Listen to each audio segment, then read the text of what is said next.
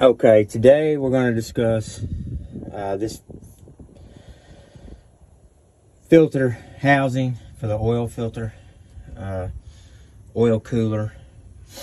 That's what this is here, DD13. You've got your oil filter, oil cooler housing. I had a real bad leak for, I don't know, 2 years, and to no available.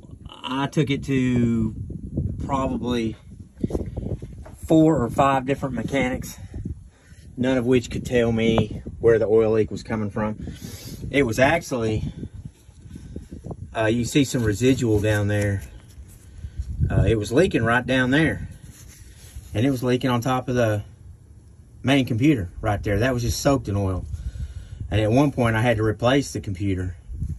So I'm thinking it might have been the oil, but it looked like it was coming out of the oil dipstick tube, which kind of comes up through here and winds through all that, and it looked like it was leaking out of that.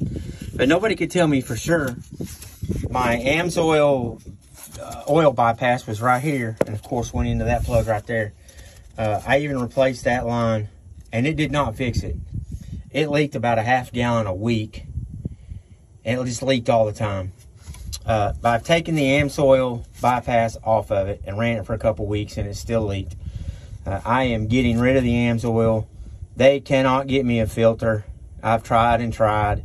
They keep telling me it's on the website. I check with 50,000 different computers. It's never there. So I'm tired of Amsoil and their customer service. I'm done with it. This motor has 950,000 miles on it now. It'll be rolling 1 million here pretty soon. And all the oil samples have been real good on it. So I may replace that with something different like an OPS, but for right now I'm running it just normal. But the oil leak was actually this piece right here. And let's talk about that. It's not that big of a deal. You do not have to take out this plug right here, okay? You've got one bolt here, one bolt there. You've got another one right there, and another one right there. And this piece comes completely off. You might have to jiggle it a little bit. I had to pry on it just a little bit. I put a screw in there and kind of wiggled it around and got it off of there. And there's a gasket that goes all around the edge of that piece right there. It is not hard at all to replace. Mine was very brittle. I mean, it didn't have any pliability left in it. This is a 5/16 or 7/16 bolt. Probably a 11 millimeter. Just take those 4 bolts out, take it out, replace that gasket. And I did it a month ago, and it hasn't leaked a bit. I'm very happy with it, but I don't know why I took it to so many mechanics and they all looked at me like I had 3 heads and said they couldn't figure it out, when it was just simply this piece right here. Something else to know about these DD13s. There is a plug right here that will leak, and I replaced it. When I looked at it, it had oil around the edge of it. So I thought maybe that was the oil leak instead of this. And I replaced that a week before I did this, and it didn't stop my leak. That is an 1 3/16 socket.